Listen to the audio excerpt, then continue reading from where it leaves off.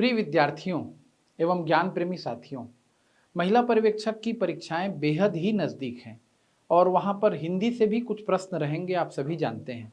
तो अंतिम समय में हिंदी की हम तैयारी कैसे करें या किसी भी सब्जेक्ट की तैयारी कैसे करें, यदि हम शॉर्ट एंड स्वीट पढ़ना चाहें और टारगेट को अपन अचीव करना चाहें, तो उस समय हम प्रश्न पत्रों के विश्लेषण के आधार पर पढ़ने का तरीका अपना सकते हैं। और मैं आपके लिए वही तरीका प्रस्तुत कर रहा हूं। महिला पर्यवेक्षक के 2021 के प्रश्न पत्र हैं आपके सामने, जिनको मैं थोड़ा आगे चल के समझाऊंगा, और 2013 में जो परीक्षा हुई थी उसमें हिंदी के जो प्रश्न आए थे उन प्रश्नों पर मैं चर्चा प्रारंभ करता हूं और उन प्रश्नों को समझ करके आप अगले जो संभावित पेपर हैं उसके प्रश्न कैसे हो सकते हैं ये आपके दिमाग में स्पष्ट रूप से आएगा। 2013 में जो महिला सुपरवाइजर में प्रश्न आए हुए हैं उन प्रश्नों का हम विश्लेषण प्रारंभ करते हैं। पहला प्रश्न है, देखिए आपके सामने पहला प्रश्न है, एक शब्द से दूसरे शब्द बनाने की प्रक्रिया को कहते हैं। क्या कहते हैं? एक शब्द से दूसरे शब्द बनाने की प्रक्रिया को व्युत्पत्ति कहते हैं। व्युत्पत्ति। अब इस प्रश्न को तो हमने बना लिया। इस प्रश्न के माध्यम से अब हमें ज्ञान क्या सीखना है ये हमारे सामने रहेगा। तो देखिए, ये शब्द भेद का एक सेक्शन भी है। शब्द भेद में हम क्या करते हैं? देखिए, जब हम शब्द भेद की चर्चा करते हैं, शब्द भेद की, तो वहां पर आपको कुछ बातें याद रखनी रहेगी। पहला, ये आपको पूछा जाएगा, देखिएगा इसी प्रश्न पत्र में ही आपको आगे प्रश्न भी मिल जाएंगे।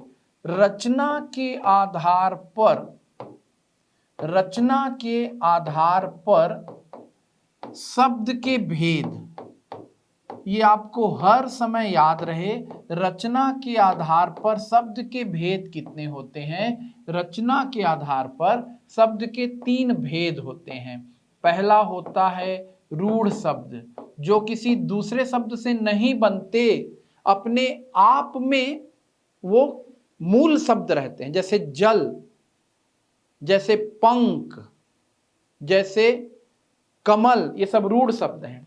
दूसरा होता है यौगिक शब्द, यहीं से व्युत्पत्ति शुरू होगी। एक शब्द से हम क्या बनाएंगे? दूसरा शब्द, तो वो कहलाएगा यौगिक शब्द। और इसी का एक प्रकार हो जाता है योग रूढ़ शब्द, जब वो नया अर्थ भी देने लगेगा। मतलब 2 शब्दों से मिलकर जो शब्द बनेगा वो यौगिक शब्द कहलाएगा, और यदि वो नया अर्थ देगा तो योग रूढ़ कहलाएगा। जैसे उदाहरण के लिए जल यानी पानी, वारी यानी पानी, ये रूढ़ शब्द है। यौगिक शब्द में क्या आ जाएगा? देखो, हाथ, घड़ी, 2 शब्दों से मिलकर बना है, हाथ के लिए घड़ी, इसलिए क्या कहला रहा है? हाथ घड़ी, इसलिए यौगिक शब्द है। इसका नया अर्थ नहीं निकल रहा है। आराम, कुर्सी, आराम करने के लिए बनी हुई कुर्सी, इसलिए आराम कुर्सी यौगिक शब्द है। लेकिन यदि हम 2 शब्दों को मिलाएंगे और मिला करके नया शब्द बना देंगे और उसका अर्थ भी नया निकलेगा, जैसे जलज, इसका अर्थ हो गया कमल, वारी में ज जोड़ दिए वारिज, इसका अर्थ हो गया कमल, तो नया अर्थ आ गया योग रूढ़। वारीधर हमने कह दिया पानी धारण करने वाला, बादल। वारी निधि हमने कह दिया पानी का खजाना, समुद्र। यदि हमने जल निधि कह दिया जल का खजाना, समुद्र, तो बन गया वो एक नया शब्द, इसलिए योग रूढ़ कहलाया। तो रचना के आधार पर शब्द के भेद 3 हैं। ये भी पूछा जा सकता है। इस क्वेश्चन को हल करने से आपके समझ में आ रहा है रूढ़, यौगिक और योग शब्द। और ये जो प्रक्रिया है, इस प्रक्रिया का नाम क्या है? व्युत्पत्ति। क्या नाम है इस प्रक्रिया का? व्युत्पत्ति। और यहीं पर देखें, उत्पत्ति के आधार पर शब्द के भेद, कि शब्द कैसे कैसे उत्पन्न हो रहे हैं। तो देखिए, उत्पत्ति के आधार पर कौन सा शब्द कहां से आया है हिंदी भाषा में, तो उत्पत्ति के आधार पर जब हम शब्द भेद पर चर्चा करते हैं तो 4 शब्द भेद हो जाता है। कौन कौन सा शब्द भेद हो जाता है? पहला तत्सम, अच्छे से दिमाग में रखें, तत्सम यानी संस्कृत के शब्द। अधिक लंबी चर्चा नहीं कर रहा हूं, आप जानते हैं मैं तत्सम तद्भव घंटों पढ़ा सकता हूं। तद्भव यानी हिंदी के शब्द जो संस्कृत से बने हैं, देशज यानी अपने स्थानीय भाषा के शब्द, देशज, जैसे गड़बड़, हड़बड़, खटिया, लुटिया, डोकरा, गिरगिट, मेचका, टेटका, ये सब क्या है? देशज शब्द हैं। और होता है विदेशज, जो दूसरी भाषा से हिंदी भाषा में आ गए हैं, अरबी, फारसी, अंग्रेजी आदि भाषाओं के शब्द, जैसे पलंग, जैसे डॉक्टर, जैसे फारसी के हजारों शब्द हैं, गैर जिम्मेदार, गैर हाजिर, है ना, नालायक, ये सब कैसे शब्द होंगे? विदेशज। तो आप अभी विशेष परेशान ना हो, पहले प्रश्न से आपको बोनस क्या मिला? पहला प्रश्न आपने समझा, एक शब्द से दूसरा शब्द बनाने की प्रक्रिया ये कहलाती है व्युत्पत्ति। और शब्दों के आपने फिर भेद भी तुरंत दिमाग में पढ़ लिए कि रचना की दृष्टि से शब्दों के 3 भेद। कौन कौन से 3? रूढ़, यौगिक और योग रूढ़। और उत्पत्ति के आधार पर शब्दों के 4 भेद। कौन कौन से 4 भेद? तत्सम, तद्भव, देशज और विदेशज। ये होता है प्रश्न पत्र को एनालिसिस करके पढ़ने का तरीका। आगे बढ़ते हैं। तंबाकू किस विदेशी भाषा का शब्द है?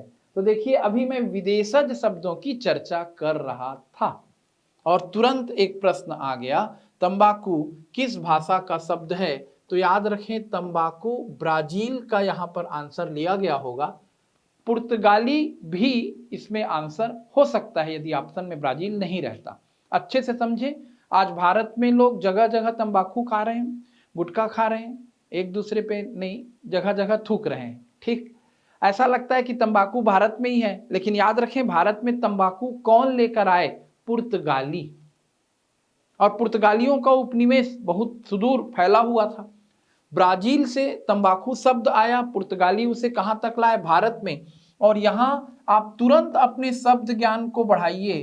भारत में पुर्तगाली भाषा के शब्द, पुर्तगाली भाषा के शब्द बार बार परीक्षाओं में पूछे जाते हैं। यद्यपि यहां पर तंबाकू को ब्राजील से लेकर के दिया गया, लेकिन पुर्तगाली भाषा के शब्द ध्यान से समझिए। कौन कौन से शब्द हैं? आलमारी, ये पुर्तगाली शब्द है, पुर्तगीज में अलमीराह कहलाता है। हमारी कमीज में जो बटन लगा है ये पुर्तगाली शब्द है। इसके अलावा अन्नानास पुर्तगाली भाषा का शब्द है। तिजोरी पुर्तगाली भाषा का शब्द है। फीता पुर्तगाली भाषा का शब्द है। गोभी पुर्तगाली भाषा का शब्द है। संतरा पुर्तगाली भाषा का शब्द है। गमला पुर्तगाली भाषा का शब्द है। आप जब तक ध्यान नहीं देंगे ऐसा लगता है कि सब हिंदी के ही शब्द हैं, हिंदी में आकर के घुल मिल गए हैं।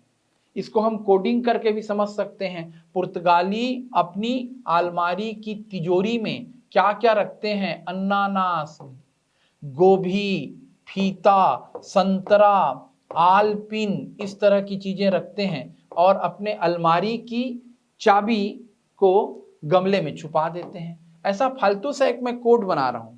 इस कोड से आप समझ सकते हैं कि पुर्तगालियों की अलमारी में क्या मिलेगा। हमारी अलमारी में पैसा मिलता है, उनकी अलमारी में बटन मिलेगा, अन्नानास मिलेगा, तिजोरी मिलेगा, मतलब फीता मिलेगा, गोभी मिलेगा, संतरा मिलेगा। बटन शब्द को देख लीजिएगा, इसके लिए बुताम शब्द आता है, एग्जैक्ट शब्द। आप इसे और क्रॉस चेक कर लें।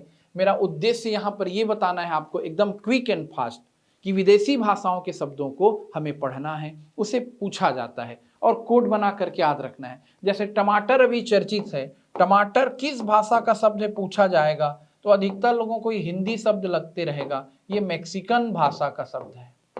इसे दिमाग में बैठा लें। इसी तरीके से आप अन्य शब्दों को बैठा सकते हैं। तो ये तंबाकू शब्द परीक्षा में आया। आगे बढ़ते हैं अगले पेज पर। देखिए, निम्नांकित में से देशज शब्द है, अभी मैं चर्चा ही कर रहा था, तत्सम, तद्भव, देशज और विदेशज। तो इसमें अनार, ये फारसी भाषा का शब्द है, फारसी शब्द है ये, यानी इस चैप्टर को आपको पढ़ना है। तत्सम, तद्भव, देशज और विदेशज। अनार फारसी भाषा का शब्द है। दोना यानी फारसी हुआ मतलब विदेशज शब्द हो गया। अनार फारसी भाषा का शब्द है यानी विदेशज शब्द है। दोना ये तद्भव है। क्यों? क्योंकि संस्कृत के द्रोण शब्द से बना है। द्रोणाचार्य का नाम आपने सुना होगा। अभी कहानी सुनाने का समय नहीं है, उनका संबंध दोने से कैसे है, दोनापत्री भी आप सुनते होंगे। तो द्रोण शब्द से हिंदी का दोना शब्द बना, इसलिए दोना शब्द कैसा शब्द हो गया? तद्भव। ऑन द स्पॉट आप दिमाग में बैठा लें, जो किसी तत्सम शब्द का बदला हुआ रूप है। द्रोण क्या है? तत्सम। और इसी से थोड़े परिवर्तन के साथ जो शब्द बनेगा दोना, तो दोना क्या हो जाएगा? तद्भव। संस्कृत में शब्द आता है भ्रमर। भ्रमर को ही हिंदी में कहा जाता है भौरा। भ्रमर फिर से तत्सम है और भौरा फिर से तद्भव है। तो ये देखिए, अब इसमें से 3 ऑप्शन तो वैसे ही आपके सामने कट गए। अनार विदेशज शब्द हो गया, दोना तद्भव शब्द हो गया, भौरा तद्भव शब्द हो गया, बच गया गिरगिट। तो थोड़ी देर पहले मैं आपको हल्ला कर करके बता रहा था कि जो स्थानीय शब्द होते हैं, जो कहाँ से आए पता नहीं चलता, हम अपनी बोलचाल में उन शब्दों का प्रयोग करते रहते हैं, वो सब देशज शब्द हैं। खटिया, डोकरा, छोकरा, बोकरा, गिरगिट, ऊट पटांग, है ना, ये सब क्या कहलाएंगे? ऐसी कोई भी शब्द दिखेगा जो आपको बिल्कुल लोकल लैंग्वेज स्थानीय शब्द दिखेगा, तो उसे ही हम देशज शब्द मानेंगे। इसलिए इस प्रश्न का उत्तर 101% क्या होगा? गिरगिट होगा। और आप इस प्रश्न के माध्यम से अपने दिमाग में बिल्कुल एक्सप्लेनेशन के आधार पर याद रखें कि हम शब्दों पर ही जैसे ही जा रहे हैं। पहला प्रश्न टकरा रहा था 2013 में शब्दों की दुनिया से। पहले उसने पर्यायवाची वाले सेक्शन यानी रूढ़, यौगिक, योग रूढ़ को पूछा, फिर वो किसको पूछ रहा है बार बार? तत्सम, तद्भव, देशज और विदेशज को। फिर आ गया देखिए उत्पत्ति के आधार पर शब्द के प्रकार है, यानी उसने एक प्रकार से अटैक कर दिया था इस पेपर में शब्द पर ही। उत्पत्ति के आधार पर शब्द के कितने प्रकार हैं? 4। कौन कौन से 4? अभी मैं आपको बता करके हटा, फिर से एक बार लिख दे रहा हूं। एक है तत्सम, तत्सम को दिमाग में रखे, तत्सम यानी संस्कृत शब्द। दूसरा है तद्भव, संस्कृत से बने हुए हिंदी शब्द। तीसरा है देशज, स्थानीय भाषा के शब्द। और चौथा होता है विदेशज। ये किसके आधार पर शब्दों के 4 प्रकार हैं प्यारे बच्चों? ये उत्पत्ति के आधार पर है। नेक्स्ट प्रश्न पर आते हैं। पदार्थ की यथार्थ अथवा कल्पित ध्वनि को ध्यान में रखकर जो शब्द बनाए गए हैं वे शब्द कहलाते हैं। तो इसका उत्तर होगा 100% अनुकरणवाचक। अब ये जब तक आपको मैं एक्सप्लेन नहीं करूंगा तब तक आप नहीं समझ पाएंगे। अनुकरणवाचक शब्द भी होते हैं, ठीक, और अनुकरणात्मक क्रिया भी होती है। तो इसे आप अलग से तुरंत के तुरंत समझें। एक आप क्या लिख रहे हैं? अनुकरणात्मक क्रिया। और ये जो अनुकरणात्मक क्रिया है, इसका सीधा सीधा संबंध किससे होता है? अनुकरणवाचक शब्दों से होता है। क्या है अनुकरणवाचक शब्द? तो ध्यान से समझिए, ये शब्द किसी ध्वनि से बनाए जाते हैं। उदाहरण के लिए समझो, कोई दरवाजे को ठोकता है, पीटता है, दरवाजा खोलो कहकर, तो दरवाजे से कैसी आवाज आती है? ठक ठक की। हमने लिख दिया ठक ठकाना। हम बोलने लगे कौन दरवाजा ठक ठका रहा है।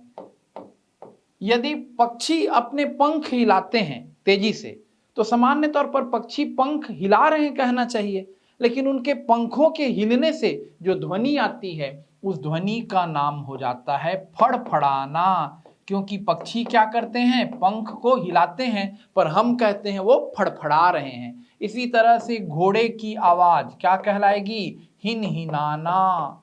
बकरी की आवाज क्या कहलाएगी? मिमियाना। आप समझ गए होंगे अब मैं किधर जा रहा हूं। इसी तरह क्या आ जाएगा? गुर्राना। इसी तरह क्या आ जाएगा? रिरियाना, है ना। तो ये सब कैसी ध्वनियां हैं? ये अनुकरणात्मक ध्वनियां हैं। इनसे अनुकरणवाचक शब्द और अनुकरणात्मक क्रिया बनती है। तो प्रश्न नंबर 5 का उत्तर भी आप समझ गए होंगे।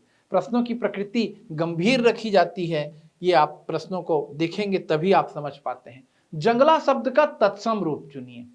तो जंगला शब्द का तत्सम रूप है वातायन। याद रखें, ये कहीं से जंगल वन बात नहीं होगा, ये दो शब्दों से मिलकर बना है वातायन। वात धन अयन, अयन का मतलब होता है घर, जैसे हमने शब्द सुना है रामायण, राम धन अयन, अयन से ही अयन अयन अणा बन गया। यहाँ पर वात यानी हवा, तो जहां से हवा आती है वो वातायन है। रोशनदान, खिड़कियां, है ना, जंगला का तत्सम रूप क्या हो जाएगा, वातायन। यानी अभी तक प्रश्न कहां पर घूम रहा है, तत्सम, तद्भव, देशज और विदेशज पर, अनुकरणात्मक ध्वनि पर।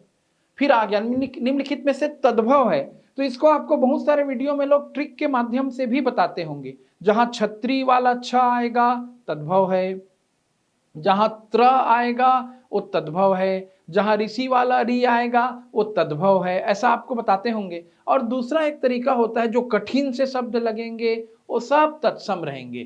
पक्षी, आप दिमाग लगाएं, क्या इससे मिलता जुलता शब्द हिंदी में है, हाँ पंछी है, तो ये पक्षी क्या हो गया, पक्षी हो गया तत्सम, और इससे मिलता जुलता शब्द पंछी, यही क्या बना, तद्भव।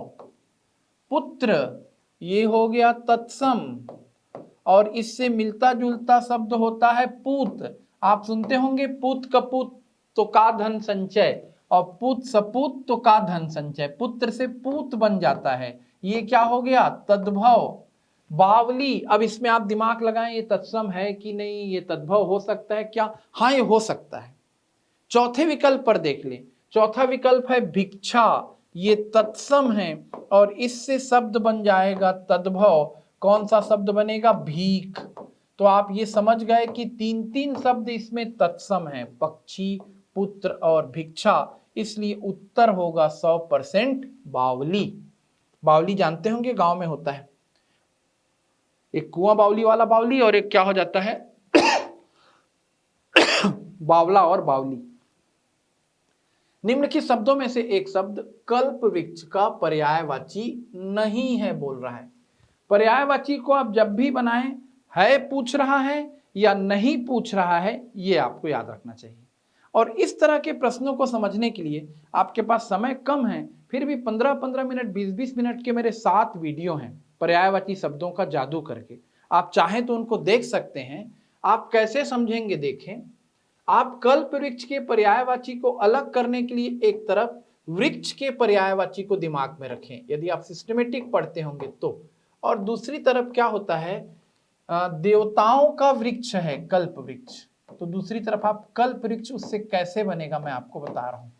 वृक्ष को तरुवर कहते हैं, तरुवर यानी वृक्ष, और इसी का संक्षिप्त रूप हो जाता है तरु, तरु यानी वृक्ष। वृक्ष को द्रुम भी कहते हैं, द्रुम यानी वृक्ष। वृक्ष को दारू भी कहते हैं, दारू, दारू यानी वृक्ष।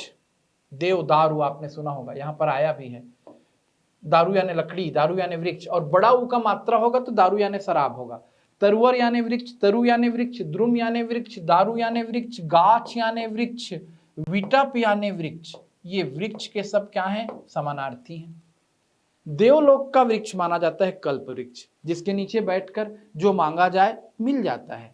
वो देवताओं का वृक्ष है, इसलिए देवताओं को कहते हैं सुर, तो वो क्या कहलाएगा, सुर तरु। कल्प से जुड़ करके उसका एक शब्द बना कल्प वृक्ष, तो दूसरा शब्द क्या बन जाएगा उसका, वृक्ष के बदले हमने क्या जोड़ दिया, तरु, तो क्या शब्द बन जाएगा, कल्प तरु। यदि वो सुर तरु है तो सुर को देवता कहते हैं, कल्प वृक्ष को देवतरु, देवद्रुम, देवदारू भी कहेंगे। तो ये एक कठिन सा सेक्शन है जो आप रट करके नहीं बना सकते, देवद्रुम, देवदारू कहेंगे। इसके लिए आपको पर्यायवाची शब्द रटने में बड़ा आसान लगता है, यहां से उठाए, उस गाइड को उठाए, पढ़े, देखे, इसके लिए आपको कॉन्सेप्ट क्लियर करना पड़ता है। अब इस आधार पर आप समझ सकते हैं, देवदारू यानी कल्प वृक्ष, कल्प तरु यानी कल्प वृक्ष, कल्प द्रुम यानी कल्प वृक्ष, क्या नहीं होगा, कल्प भू नहीं होगा। तो आंसर हो गया इसका डी। अगले प्रश्न पर चलिए, निम्नलिखित में से एक मुहावरे की विशेषता नहीं है। तो प्यारे बच्चों बहुत ध्यान से समझिएगा, मैं आपको हमेशा के लिए सभी परीक्षाओं के लिए अलग से बता दे रहा हूं, अलग से कॉलम बना करके आपको समझा रहा हूं। बार बार व्यापम इस तरह की चीजों को अलग अलग परीक्षाओं में पूछते रहता है। एक कॉलम में आप लिखेंगे मुहावरा। आम आदमी को ये दोनों एक जैसा लगते रहता है। दूसरे कॉलम में क्या लिख लेंगे? लोकोक्ति। दोनों में बड़ा अंतर है, जमीन आसमान का अंतर है। मुहावरा क्या होता है? याद रखें, मुहावरा वाक्यांश होता है। वाक्यांश का मतलब वाक्य का अंश, वाक्य का हिस्सा। पूरा पूरा वाक्य नहीं होता। क्या होता है ये? वाक्य का अंश या वाक्य का हिस्सा। जैसे आंख का तारा, ये मुहावरा है। या आंख लगना, आंख खुलना, ये क्या है? मुहावरा है। छोटे छोटे वाक्यों के टुकड़े रहेंगे, इसलिए इन्हें क्या कहा जाता है? वाक्यांश। लेकिन जो लोकोक्ति होती है, लोकोक्ति अपने आप में पूर्ण वाक्य होती है। पूर्ण वाक्य, एक लंबा वाक्य रहेगा, ये लोकोक्ति है। अभी मैं उदाहरण देकर के भी समझा रहा हूं, लिख नहीं रहा हूं, जगह कम है। लंबा वाक्य रहेगा। हाथ कंगन को आरसी क्या, पढ़े लिखे को फारसी क्या। लंबा एक वाक्य है, और ज्यादा मैं एक्सप्लेन करूंगा। मुहावरा बात कहने का तरीका है, एक स्टाइल है, बात कहने का तरीका। लोग डायरेक्ट ना बोल करके मुहावरेदार तरीके से बात कहते हैं। तो मुहावरा बात कहने का तरीका है, जिसका प्रयोग, इस तरीके का प्रयोग, जिसका प्रयोग विद्वत जन, विद्वान लोग करते हैं। विद्वत जन, साहित्यिक जन, साहित्यकार, पत्र पत्रिका इत्यादि में इसका प्रयोग होता है। तो लोकोक्ति क्या है? लोकोक्ति आम जनता के जीवन के अनुभव का निचोड़ है। ये लोक शब्द से बना है।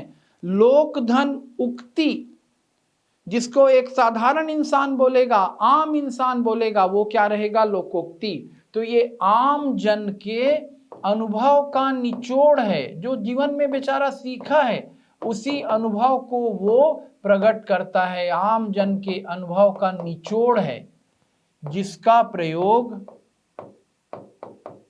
किसी बात के खंडन या मंडन के लिए किया जाता है। किसके लिए करते हैं? किसी के बात को काटने के लिए या अपने बात को मंडन करने के लिए, प्रूफ देने के लिए। बड़ा सरल, आम आदमी हमेशा बोलते रहेगा, वो लोकोक्ति रहता है। जैसे कोई बच्चा है, गांव में बैठा है अपने बुजुर्गों के बीच, और बोलेगा कि मुझको बहुत टेंशन हो रही है, और मेरा पेपर है फरवरी में, ये दिसंबर का महीना आ गया, मैं कैसे करूं, एकदम हड़बड़ी हो गई। तो बुजुर्ग बोलेंगे टेंशन मत ले, जो होना है होगा, तेरे को पहले पढ़ना था। फिर अपने बात के मंडन करने के लिए एक लोकोक्ति बोल देंगे, का वर्षा जब कृषि सुखानी, समय पूछ पुनि, समय चूक पुनि का पछतानी। तो वो आम आदमी बोलते रहेगा।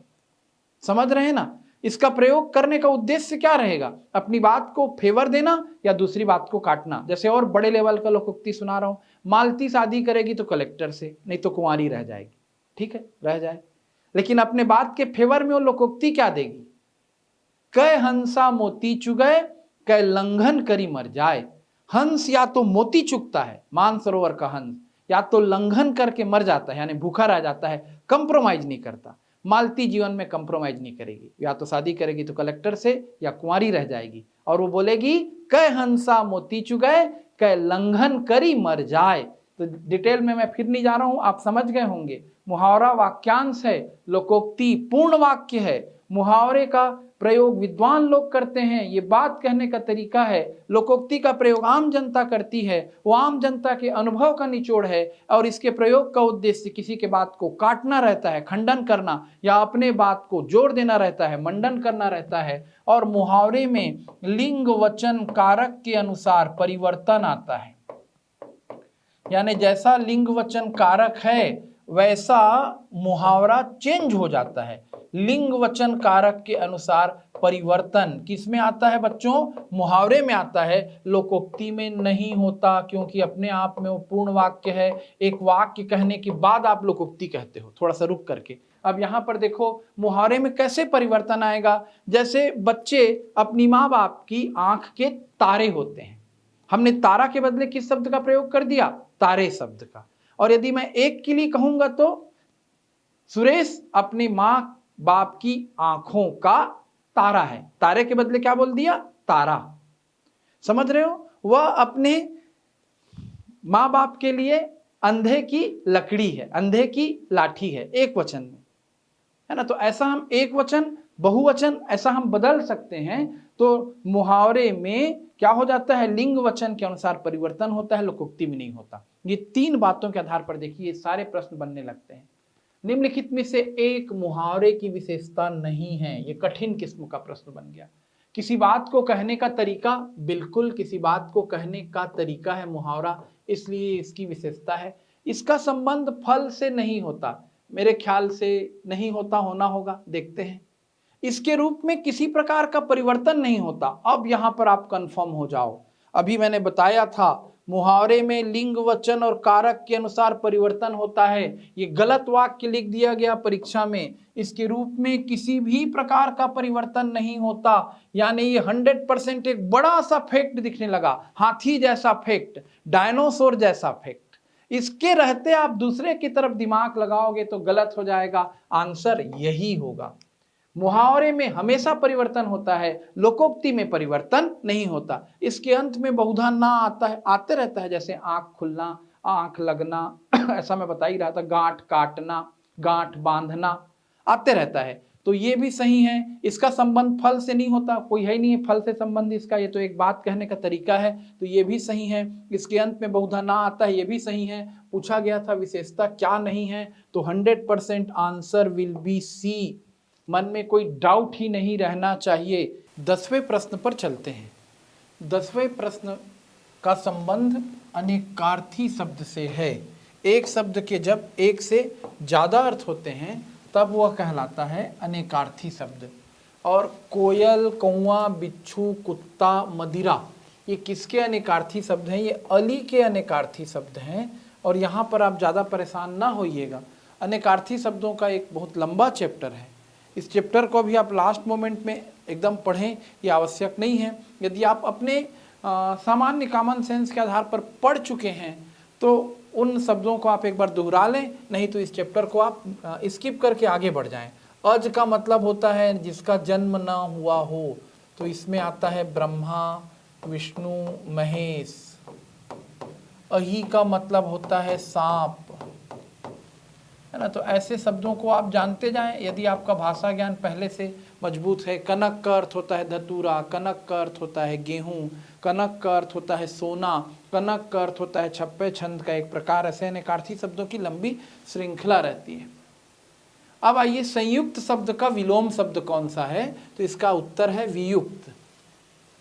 और विलोम शब्दों में आपको क्या करना है समझें, सारे के सारे विलोम शब्द को आप याद करते रहें ये जरूरी नहीं है। जो लीक से हट कर के शब्द हैं वो बार बार रिपीट होते रहते हैं। सुख का विलोम दुख है, दिन का रात है, ये परीक्षा में आने से रहा। कैसे शब्द आते हैं, जैसे मेरी बुक है हिंदी की, उसमें अलग से पिछली परीक्षाओं के शब्दों की सूची दी गई रहती है। या आप कोई भी अच्छी बुक रखे होंगे व्याकरण की, उसमें से हट करके जो शब्द हैं, जैसे जंगम, जंगम मतलब होता है गतिशील, तो इसका विलोम शब्द परीक्षा में बार बार आया है। स्थावर, स्थावर का मतलब होता है स्थिर।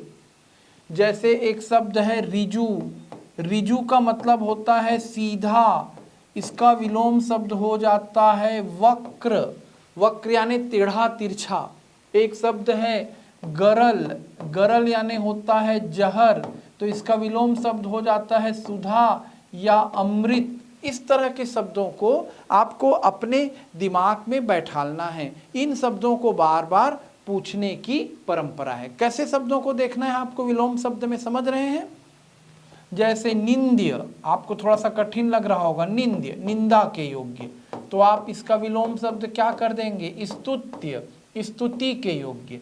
श्लाघा, श्लाघा यानी प्रशंसा होता है, तो श्लाघा का विलोम शब्द हो जाता है निंदा।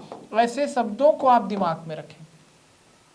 श्लाघनीय, अनीय प्रत्यय जुड़ गया, श्लाघनीय का मतलब हो गया प्रशंसा के योग्य, तो इसका विलोम शब्द हो जाएगा निंदनीय, निंदा के योग्य। तो इस तरह के विलोम शब्द जो सामान्य से हट करके रहते हैं उन्हें आप दिमाग में रखने का प्रयास करेंगे इस सेक्शन में। अगला शब्द है सीधे का मुंह कुत्ता चाटे। लोकोक्ति मुहावरे से भी बहुत प्रेम है व्यापम को, तो इसका अर्थ आप समझ रहे हैं सदैव सज्जन बनना अच्छा नहीं होता। कॉमन सेंस से आपको बिल्कुल इसका अर्थ समझ में आ रहा है। लोकोक्ति मुहावरा पर मैं चर्चा पहले ही कर चुका हूँ। फिर से देखिए, निम्नलिखित में से एक लोकोक्ति की विशेषता है। थोड़ी देर पहले मुहावरे की विशेषता नहीं है बोला था, अब लोकोक्ति की विशेषता है बोल रहा है। तो देखिए ये मंडन शब्द आ गया, यहाँ पर से आप समझ चुके हैं खंडन मंडन पे अभी चर्चा हो रही थी। तो ये लोकोक्ति की विशेषता है अपने बात का फेवर करना, है ना। याद कीजिए मैं बता रहा था कि जैसे आप आम जनता, लोकोक्ति मतलब आम जनता की उक्ति, लोक की उक्ति, लोक आम जनता के द्वारा अपनी बात के फेवर में कोई बात कही जाती है वो लोकोक्ति है। जैसे किसी को बोलेंगे समय चूक पुनि का पछतानी, का वर्षा जब कृषि सुखानी, याद आ रहा है ना। अभी 2 मिनट पहले चर्चा हुई थी, तो ये फिर से प्रश्न आया। स्वतंत्र रूप में इसका प्रयोग नहीं होता, बिल्कुल होता है। स्वतंत्र रूप में मुहावरे का प्रयोग होता है। इसका प्रयोग लाक्षणिक अर्थ व्यक्त करने के लिए होता है, बिल्कुल नहीं। लाक्षणिक अर्थ व्यक्त करने के लिए मुहावरे का प्रयोग होता है। आंख का तारा मतलब किसी के आंख में नहीं घुस गया कोई। अंधे की लाठी मतलब कोई उसके पास लाठी बन के नहीं खड़ा हो गया, वहां पर मीनिंग है सहारा। सहारा मतलब कैसा अर्थ हुआ, वो लाक्षणिक अर्थ। तो आप समझ चुके हैं। अगले प्रश्न पर चलते हैं। निम्नलिखित में से ह्रस्व स्वर है, तो आपको मैं सजेशन दूंगा वर्णमाला आप बहुत अच्छे से पढ़ लें। वर्णमाला शुरू बहुत जल्दी तैयार हो जाता है और काम की बातें। देखिए एक सिंपल सा हिंट दे रहा हूँ। वर्णमाला में सबसे पहले शुरू में क्या आएंगे, स्वर। तो ये कितने आएंगे, पहले 11 रहेंगे। आ ई, ये तो सब आप जान ही रहे हैं। उ ए ओ औ, और साथ में रहेगा री, ये हो गए 11। और इसके बाद 2 अयोगवाह होते हैं जिन्हें हम अनुस्वार और विसर्ग कहते हैं, यानी बोलचाल की भाषा में अम और आहा। अब इसके बाद ये जो स्वर है, इन स्वरों को हम फिर किस में बांटते हैं, देखिए बच्चों, इनको हम बांटते हैं ह्रस्व में। ह्रस्व का मतलब होता है लघु स्वर, छोटे स्वर, जिनके उच्चारण में एक मात्रा का समय लगता है।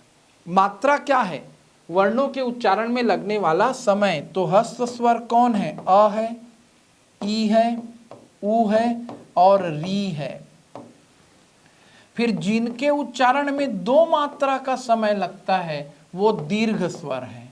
दीर्घ स्वर कौन है, आप बचपन में पढ़े होंगे, अ के बाद आ, ई के बाद बड़ी ई, उ के बाद बड़ा उ, इसके अतिरिक्त ए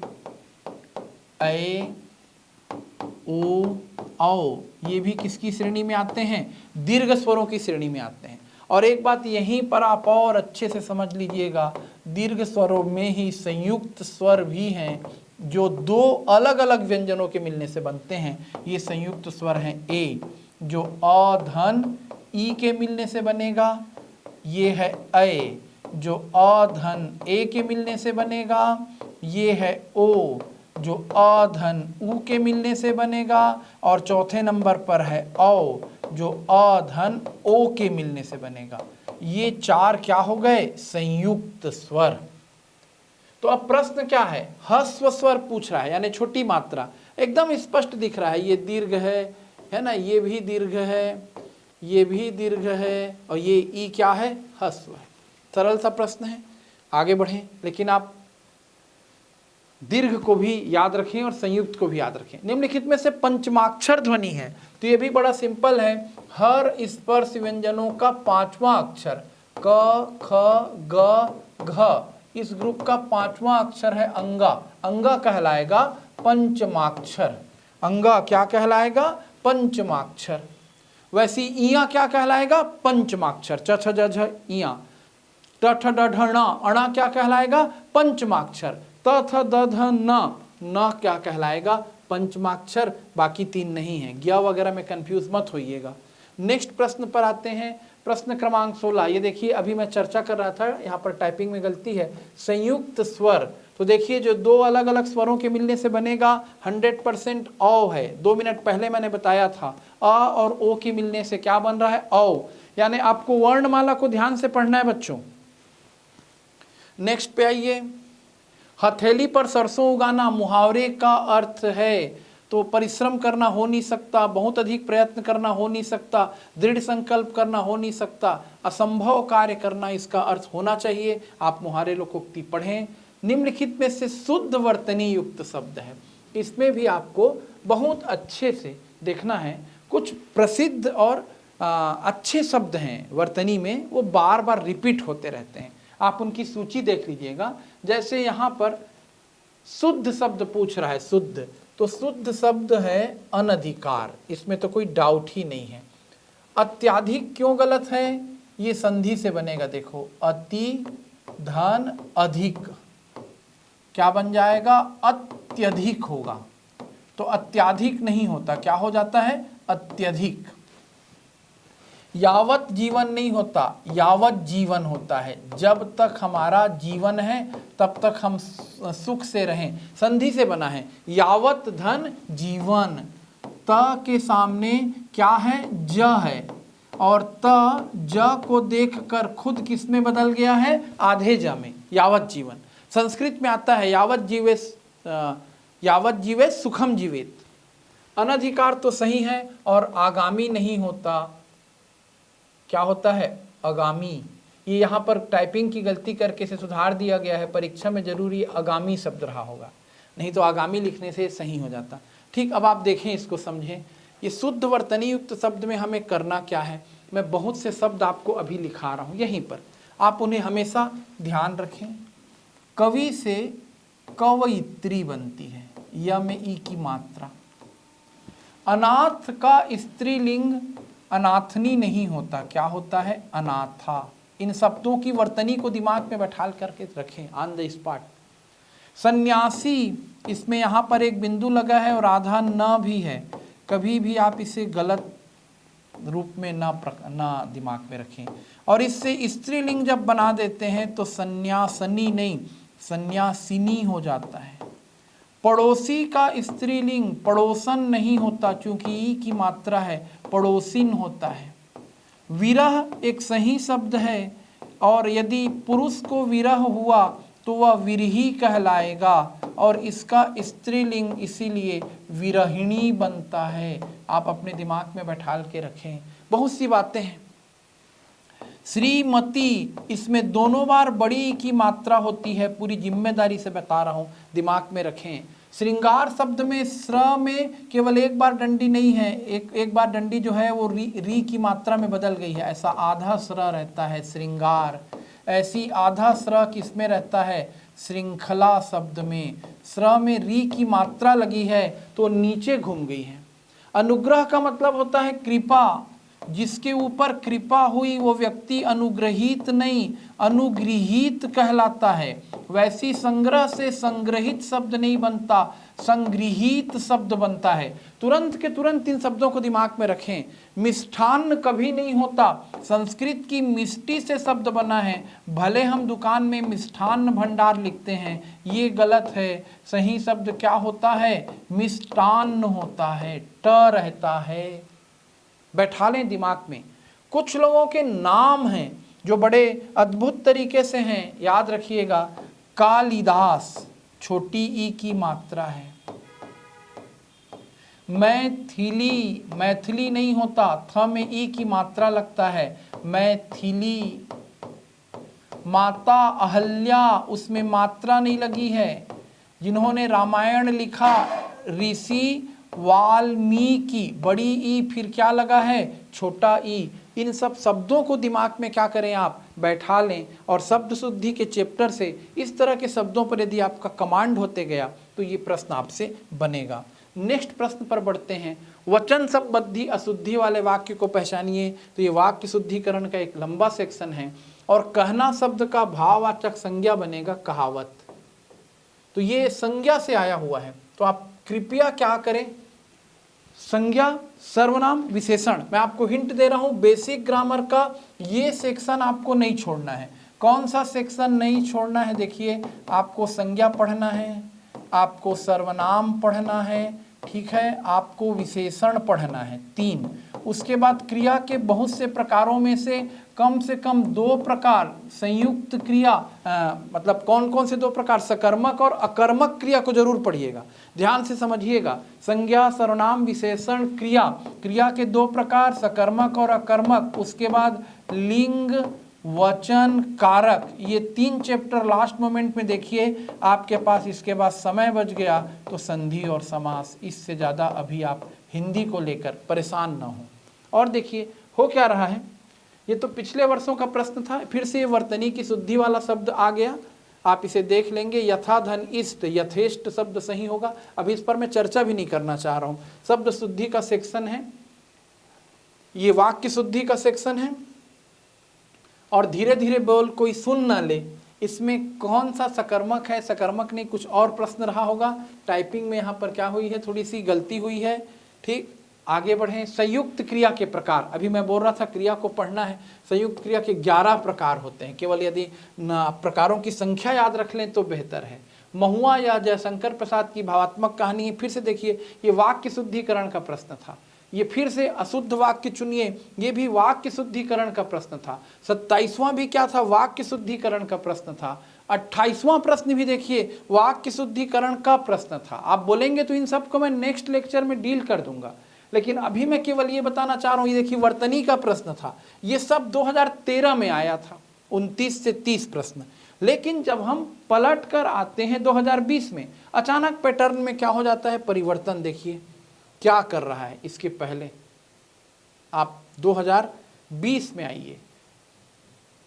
हमेशा परीक्षा लेने वाला भी चाहता है कि मैं जैसे प्रश्न पूछ रहा हूं उससे विद्यार्थियों को नवीनता का एहसास मिले, रट करके वो परीक्षा में पास न हो सकें। इसलिए क्या करते रहता है, तू डाल डाल मैं पात पात। हिंदी की भाषा में कहें तो परीक्षार्थी और परीक्षक के बीच में मुकाबला चलते रहता है। अध्यापकों के बीच में एक अपने आप को अपडेट रखने की चुनौती रहती है कि आप पैटर्न को पहचानें और पैटर्न को पहचान कर अपने विद्यार्थियों को आप तैयार कराएं। तो ये 2013 के प्रश्न थे, पीछे होते हैं 2020 के प्रश्नों पर आते हैं। देखिए 2020 में क्या कर दिया गया। जब हम 2020 में आ रहे हैं तो 2020 में बहुत कम प्रश्न रहे। रचना की दृष्टि से क्रिया के भेद, ये पहला प्रश्न आया। अभी मैं बताकर हटा हूं सकर्मक और अकर्मक, यानी क्रिया से एक प्रश्न आया, उत्तर हुआ 2। अगले प्रश्न पर बढ़िए। अल्प प्राण ध्वनि कौन सी है? तो जो वर्णमाला है क ख ग घ अंगा वाला, उसमें 2 और 4 क्रम के व्यंजन महाप्राण हैं और 1, 3, 5 अल्प प्राण हैं। मैं आपको बोल के ही हटा हूं कि आप क्या करें, अल्प प्राण महाप्राण को पहचाने। तो 1, 3, 5 पहले नंबर, तीसरे नंबर, ये 2 हुआ, ये 3 हुआ, ये 4 हुआ, ये 5 हुआ। 1, 3, 5 अल्प प्राण है। क ख ग घ अंग च छ ज झ इया, जहां से भी नंबर 1 आएगा तो देखिए नंबर 1 किस में आ रहा है, त वर्ग पर। देखिए तो त वर्ग पर कौन कौन से व्यंजन है, त, थ, द, ध, न, ये पांचों क्या हैं, त वर्ग के व्यंजन हैं, जिसमें से त अल्प प्राण है और द अल्प प्राण है और न, त द न कहीं पर है। मतलब यहां पर अभी मैं अल्प प्राण महाप्राण नहीं पढ़ा रहा हूं। आप बोलेंगे तो मैं इस पर वीडियो बना दूंगा, अलग मैटर है, लेकिन आप समझे वर्णमाला में इसने प्रश्न किया अल्प प्राण, महाप्राण, दीर्घ, संयुक्त, लघु, है ना, और साथ ही सघोष, अघोष, ये वर्णमाला वाले चैप्टर से आपको देखना है। युग्म शब्द का अर्थ क्या है? समुच्चारित भिन्नार्थक शब्द युग्म शब्द कहलाते हैं। 2 शब्द उच्चारण एक जैसा रहता है। अंश यानी हिस्सा, अंश यानी कंधा, आप सुने होंगे। कपि यानी वानर, कपि यानी घिरनी, ऐसा एक दूसरे से मिलता जुलता शब्द, उसे समुच्चारित शब्द कहते हैं। इसमें से तद्भव शब्द पूछा है, तद्भव। तो ये देखो जितने कठिन से शब्द रहेंगे, देखो आधारा वाला मरकटी तत्सम है, पुत्र वधु आधा त्र है, तत्सम है, त्रिगुण तत्सम है, पासिका शब्द से फांसी शब्द बना है, तो फांसी जो है वो तद्भव है। यानी सुपरवाइजर तत्सम तद्भव पर विशेष ध्यान देने के लिए आपको प्रेरित कर रहा है। फिर से विलोम शब्द से प्रश्न आया, उपकार का विलोम शब्द क्या होगा? अपकार होगा। यानी आप विलोम शब्दों पर ध्यान दें, लेकिन सहसा देखिए 5 प्रश्न के बाद क्वेश्चन चेंज हो गया। 6वां प्रश्न चला गया 2020 में छत्तीसगढ़ी भाषा पे। यानी आपको केवल हिंदी भाषा नहीं पढ़ना है, अब छत्तीसगढ़ी भाषा का बेसिक ग्रामर और एकदम बड़ी बड़ी चीजें पढ़िएगा। जैसे माई कोठी योजना, ये राजभाषा आयोग की योजना है। बिजहा योजना, ये राजभाषा आयोग की योजना है। ये अलग अलग उद्देश्यों से लेकर के बनाई गई है, जिसमें साहित्य और भाषा का और किताबों का संरक्षण करना है। कठियाना शब्द, ये देखिए इसने तत्सम तद्भव या प्रत्यय छत्तीसगढ़ी से पूछ दिया। छत्तीसगढ़ी उपन्यास कका के घर के लेखक की छत्तीसगढ़ी साहित्यकारों की तरफ उसकी नज़र चली गई, सहसा उसने पैटर्न में चेंज कर दिया, 2-2 प्रश्न पूछ दिए साहित्य से। तो एक लंबा वीडियो लगता है, 1 घंटा 1.5 घंटा लगता है। यह आप छत्तीसगढ़ी की अच्छी बुक उठाकर छत्तीसगढ़ी भाषा की, उसमें से बड़े साहित्यकार और उनकी रचनाओं के नाम याद रख सकते हैं। काफ़ी टफ कार्य है आपके लिए, हो सकता है ना भी पूछे तो आप स्किप भी कर सकते हैं। पिछली बार आया है जरूरी नहीं है एज इट इज आए, लेकिन ये पैटर्न कह रहा है कि आपको साहित्यकारों को पढ़ना है। जैसे सुरता के चंदन हरि ठाकुर की रचना है, हमारे लिए आसान है, पर जो विद्यार्थी पहली बार पढ़ रहा है वो कैसे पढ़ेगा। मानवेतर जीवधारियों में मादा यानी स्त्रीलिंग पुल्लिंग बनाने के लिए क्या होता है? मादा लिंग निर्धारण के लिए स्वतंत्र शब्द क्या है? माई। माई भालू यानी मादा भालू, मेरा भालू नहीं, अंग्रेजी नहीं पढ़ रहे हैं। माई भालू यानी मादा भालू, माई लोग यानी माता लोग। तो ये 10 प्रश्न आए 2020 में। यानी आप ज़्यादा सोचेंगे तो ऐसा लग रहा है कि हिंदी छत्तीसगढ़ी का सेक्शन कम हो गया। एक तरफ 5 हिंदी से, एक तरफ 5 किससे पूछा गया? छत्तीसगढ़ी से। और वहीं 2013 पे जा रहे हैं तो 30-30 प्रश्न कहाँ से आ रहे थे? हिंदी छत्तीसगढ़ी से। यद्यपि इस वर्ष का भी आप सिलेबस देखेंगे तो कितने प्रश्न आएंगे बिल्कुल स्पष्ट लिखा हुआ है। आप उसके आधार पर इस सेक्शन को तैयारी करें। और मैं बार बार बता रहा हूँ, हिंदी और छत्तीसगढ़ी में आप पहले शब्दों पर जाएंगे, तत्सम तद्भव देशज विदेशज पर्यायवाची शब्दों को पढ़ेंगे, फिर उसके बाद संधि और समास पढ़ेंगे, उसके बाद संज्ञा सर्वनाम विशेषण क्रिया और लिंग वचन कारक। छत्तीसगढ़ में अलग से छत्तीसगढ़ी साहित्यकारों को आप देखें तो आपके लिए बेहतर होगा। इसके बाद आप अपनी तैयारी को एकदम संक्षिप्त करके 3 से 2 दिन में हिंदी को छत्तीसगढ़ी को कंप्लीट करने का प्रयास करें और ऑब्जेक्टिव भी बना लें। आप सभी को बहुत बहुत शुभकामनाएं। हुआ तो ये, अब तुम जीत किए तो हो गया, अच्छी बात।